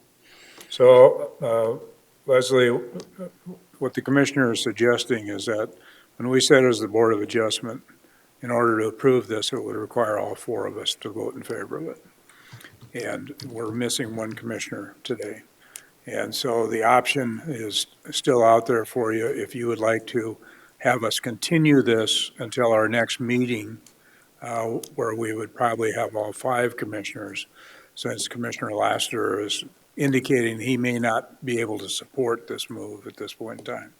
So I'd ask you if you would like us to consider continuing this until our next meeting. Yes, I would. Mr. Chair, I will make that motion, so we will continue until December the 6th one. Okay. And I'll so second. This is a substitute motion and a second. And I second it, yep. Any public comment? Hearing none, all in favor of the substitute motion to continue this until the December 6th meeting, indicate by saying aye. Aye. Opposed? Motion carried. Right, Move thank to you. come out of Board of Adjustment. Second. Got a motion to come out of Board of Adjustment and a second. All in favor indicate by saying aye. Aye. Opposed? Motion carried.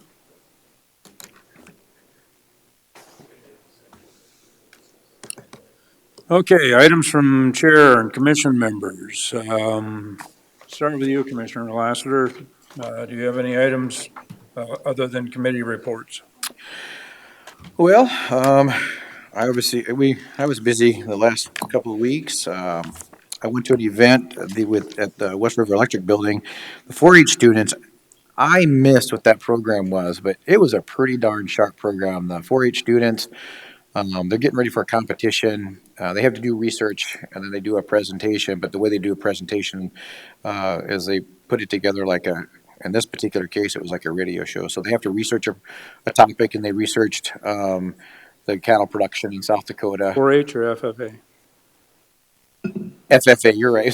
There you go. See, I was like, man, this is kind of cool. I kind of glossed over some of the details until they started going. It was really good. FFA. Thank you very much for that.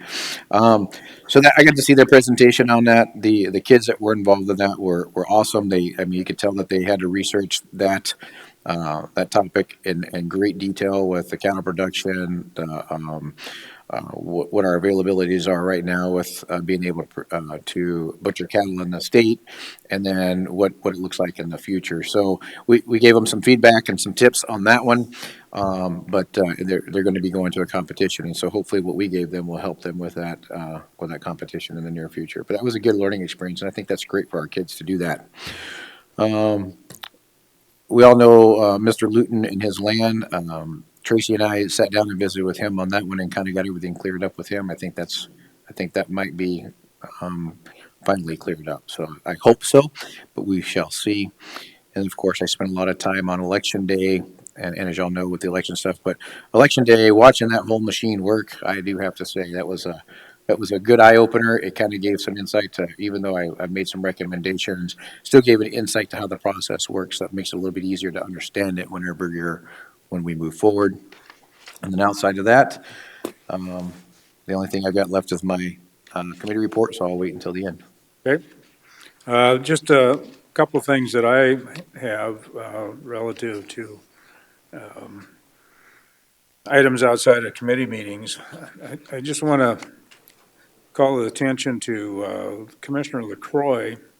I believe that he's en route home at this point in time from a human relations meeting that was held on behalf of his participation in the city human relations, and I think they're receiving an honor during this meeting. Also, Commissioner LaCroix has been invited by NACO, our national group, to become part of their human relations effort also. So just kudos to Commissioner LaCroix for the effort that he's been putting in on that. I want to thank him for that, for the time and the expertise that he provides to that. In addition, I did attend which is not as part of the committee reports, but I did attend the 4-H annual recognition that they have, where they had many young people that were honored with awards, and it's just a super program. I got to congratulate students that are part of it, leaders that are a part of it. There's a lot of parents that give a lot of time of it. But as I look at it, I think it's really an excellent program. I was part of 4-H when I was a kid on the farm. And I think that as you look at these young people and how they occupy their time when they're in 4-H, they are doing so many things that are honorable and good that it doesn't lead to allowing them really time for other things, I don't think. And so you find these kids are probably busy in not only the 4-H but other activities too. So it was an outstanding program and honored dozens and dozens of young people on it. In addition to that, this is part of my, I guess, committee report, so I won't go into the next one yet. Commissioner Roskinick. Mr. Chair, the only one that I can think of that would not be part of a committee was when Lloyd and I met with Dream Design and Ellsworth Authority relative to the water line going through Pennington County.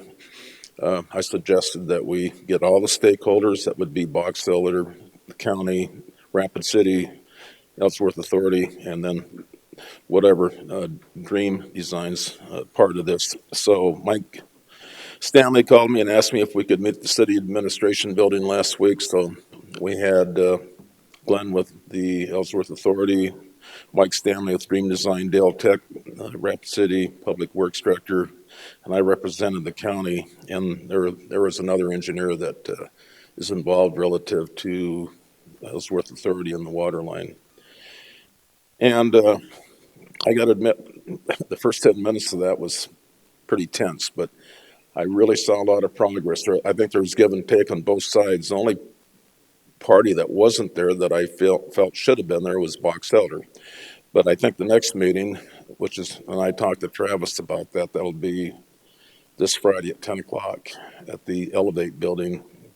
And so I'd like to have somebody from the county. I won't be there because of my surgery, but now they're going to take it to the next level and refine some of the broad points that were brought up at the meeting that I attended last week. So I really see some progress. I don't think the county's involvement's going to be nearly as much. And it was good to see some give and take, like Deb says. There's two sides to every story. Okay, thank you. Commissioner Adcock. Compensation Committee, we're working on a lot of different things just to refine some of the stuff that we have done in Pennington County before. So great committee. At this point, I'm not going to bring them forward until we've kind of vented it and make sure we're all on board. We did miss Holly. She's always a good advocate for adding her 2 cents and helping us with some of our stuff. So Fire Service Board, we had a chili feed and we talked about budgets and we made sure that we were prepared for some of the stuff that we have been doing with budgets and stuff in the past. So Jerome and Charles and Caleb's, our chair and vice chair, have been doing a really good job. I also, when we had the chili feed, I met Zoe, Rhonda, and Jeremiah from our custodial staff, and what a 3 group of hardworking people that keep our building's so clean and awesome, and they're just very nice, and we let them, or we didn't let them, we invited them to come meet with us, and so it was pretty cool meeting them. I forget sometimes that they have to work at night, because we don't see them. So it was nice to meet three of our individuals that work really hard to keep our buildings clean and nice. So thank you, Rhonda, Zoe, and Jeremiah for your service. Don't forget shoveling the snow. What'd you say? Shoveling the snow. Yeah. I think these things are indoor people, but the other ones are, and I don't know for sure if Jeremiah is, but they sure work hard, and they were very, very nice. I think I surprised them because like, what are you doing wandering around in here? And I said, well, I've just come to meet you guys. So it was pretty cool. Commissioner Roskinek, back at you. Committee reports. Oh, committee. Well, the Big Five that they canceled the meeting, and I left the lake at 7 because it was icy. But I get to the city administrator, the Rapid City Area Schools Administration Building, and I get there at 10:08, and I'm informed that the meeting was canceled. And I actually got the notice at 10 minutes after 8 when I got home. So I met Nicole, trying to figure out if this happens again, how I can get informed earlier. And she said, well, look, I got an hour. I said, I got an hour. So we sat down and really had a good conversation. And she's the interim director for Rapid City Area Schools. And we talked about what's going on in the county, but then she also brought up what's going on in the relative to the school administration, and it's homeschooling. And she said they have 12,665 enrollments this year, and 2,000 are homeschooled. And homeschooling's fine, but there's some legislation that's going to come and be discussed in Pier this year in 2023 relative to state funding for homeschooling. And she thinks that's just going to open a door to folks wanting the money and the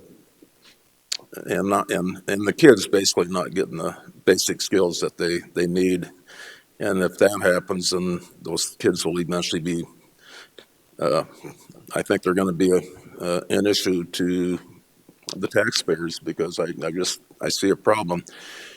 And so I told her that on the 29th, the mayor of Rapid City has invited all the elected representatives and senators to discuss issues, mostly wanting to focus on crime, but he said we, also bring up some other issues. And so I can't make that meeting, but Commissioner Drews can, and hopefully we can bring that up because they're the ones that are going to have to look at this in Pier. They won't come up from a county level. But I felt compelled, just being a commissioner, to see what I could do from a county level. I did reach out to Dennis Krell. He'll take Tim Goodwin's place in 2023. I asked Dennis if he was invited. He indicated that he wasn't. But I said, make sure that you are invited and attend that meeting because I really do think that if we're going to have homeschooling, that it's got to be regulated and make sure that these kids are getting what they're supposed to be doing at home. Okay, thank you. A couple items. I did do Travis, did you not attend the Conservation District? I was looking through my notes. I didn't talk about either one of those. I actually attended both the Pennington County and the Eastern Pennington County Conservation District meetings. Okay, and I did the Pennington County one that was held at New Underwood last Monday evening, I believe it was. And, for me, the members of the conservation districts are active producers on ranch and ag land, and I think they play a critical part to our economy throughout not only the county but the state. And so I found it very interesting. They did have a guest speaker that came in from Wyoming by the name of Dallas Mount, and he talked about how to look for creating additional profit on the farm and ranch, and I think these people are very interested in that type of information. Also, we had the Central States Fair Board meeting yesterday, last night, and they are busy with activity with the stock show coming up. And I mean, it's still more than 2 months away, but the activity is going full blown with the staff at the Central States Fair. Plus, their weekends are just absolutely going like crazy. They had motorcycles there this past weekend with 450 entries. They've got a rodeo coming up this weekend that's, I think, is full. So just lots of activity that's going on there. They're also working on their budget for the coming year. They're working on their capital improvement projects. So there's no rest for them, I don't think. So, Mr. Chair. Commissioner Roskin. Just an update, another committee was the building committee. And we spent a lot of time discussing the property that we bought at 900 Concourse Drive and a time frame that we might see ourselves moving into that facility. And we're probably looking, start of repurposing the building would be late 2023 with a possible move-in date sometime in the first 6 months of 2024. Right now, they're working on what department's going to go where, how big's that department going to have to be, looking out in the future, 10 to 15 years. And another thing that we discussed is when we move there, then part of the plan is to integrate or bring public safety building here. And I wanted to make sure that, the one party that's not been involved is the Rapid City Police Department. And I told them, I said, how are they involved so that they know that they're going to have a role moving into this facility. And it sounded to me, I just said, we just need to make sure that that's very transparent. And so they assured me that there's been good communication with the Rapid City Police Department along with the Pennington County Sheriff's Department relative to the potential public safety building moving into this facility. Very good. Commissioner Lassiter. So I had the Rapid City Public Library Board of Trustees meeting. Meeting went well. Probably the two biggest things that we talked about as we're getting ready for their voting for officers, as the current chairman, she's term limited out, so Faye Bice will no longer be part of the board after the session. So that was a topic of conversation. Also, some of the security stuff that has recently happened. I don't know if you heard there was an incident at the library. We talked through that incident, and outside of that, there was nothing else significant, other than they actually, let me take that back. They did implement a program of, the revenue's gone up because they implemented a program of needed items for their, for the individuals that come into the library. So your normal everyday items that maybe someone doesn't go to the store for, but they might need right as they're at the library or while they're there, because there's a lot of population that's around there, but there's individuals that show up to the library without a bike lock. And then they lose their bike because they didn't lock it up. They went in, did a couple of things, and then they left.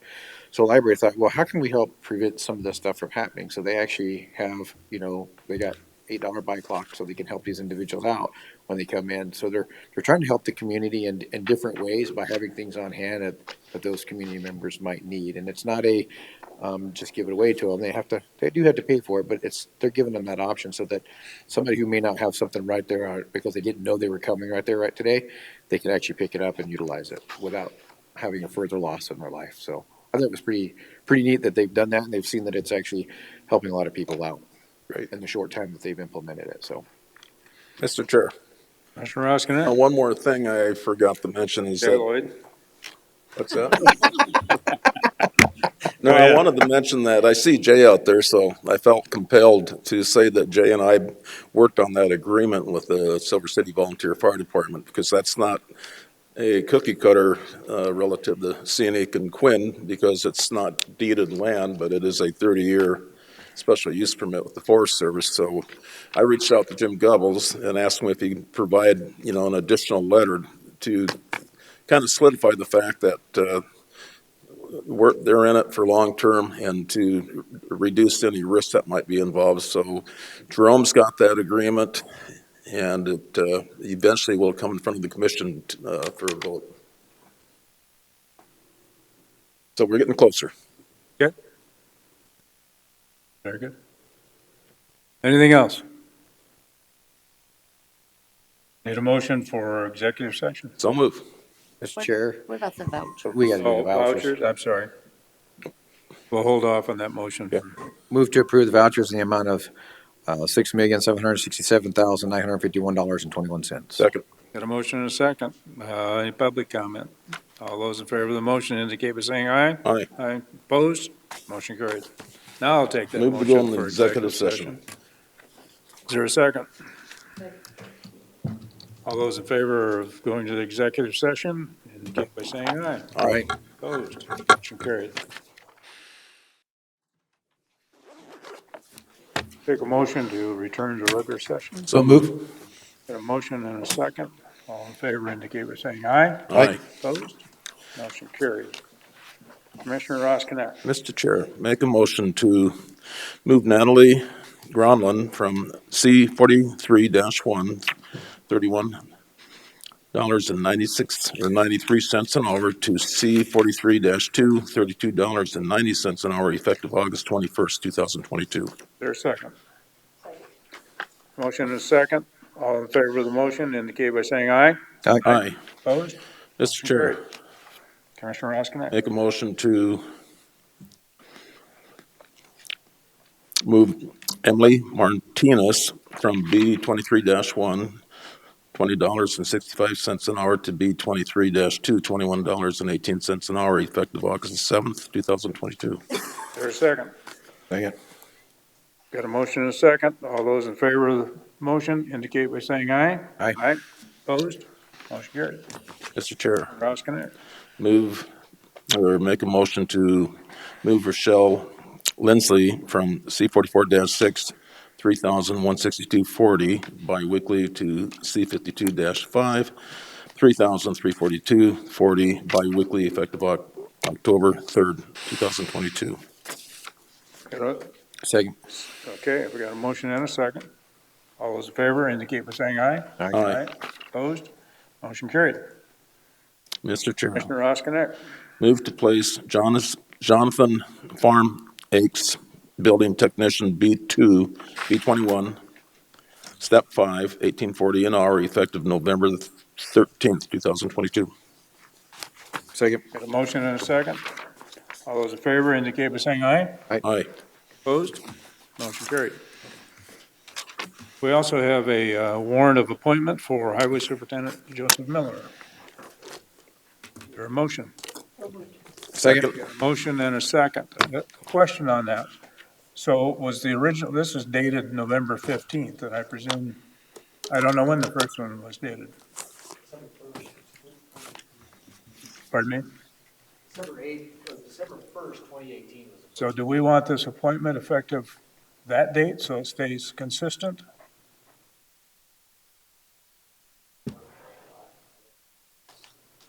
I'd have to look at what the statute says. I don't think it dictates dates, so I think we're okay.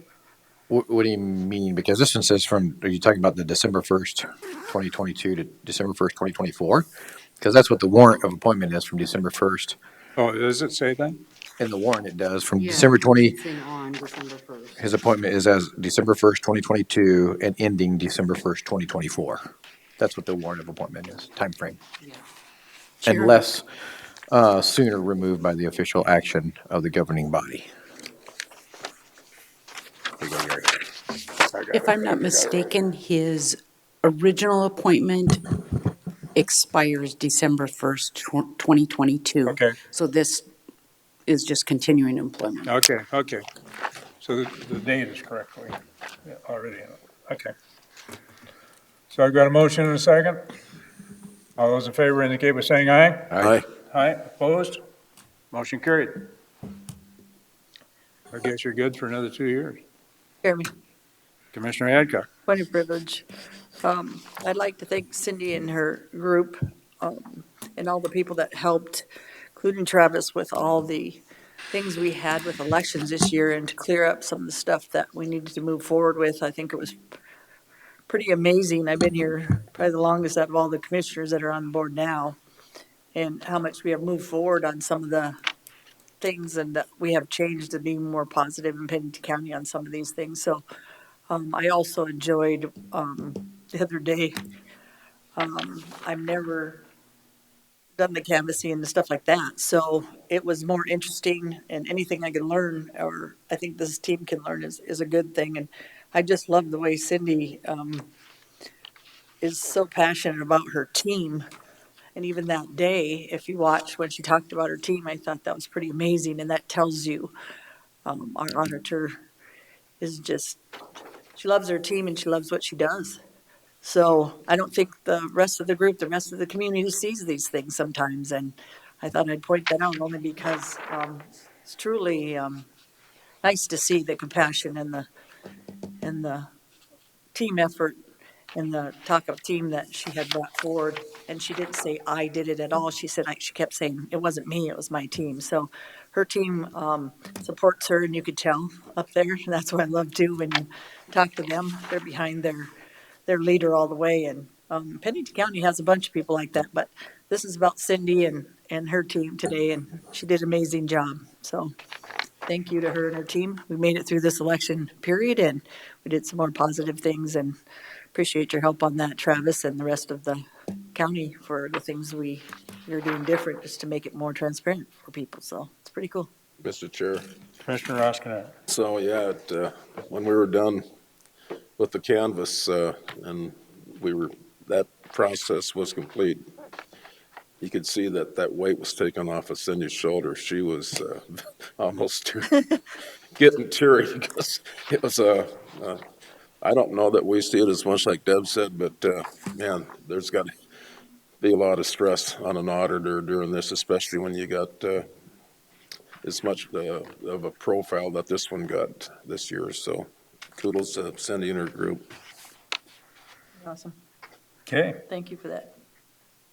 Anything else? I'll make a motion to adjourn. Second. Got a motion and a second to adjourn. All in favor indicate by saying aye. Aye. Opposed? Motion carried. Thank you.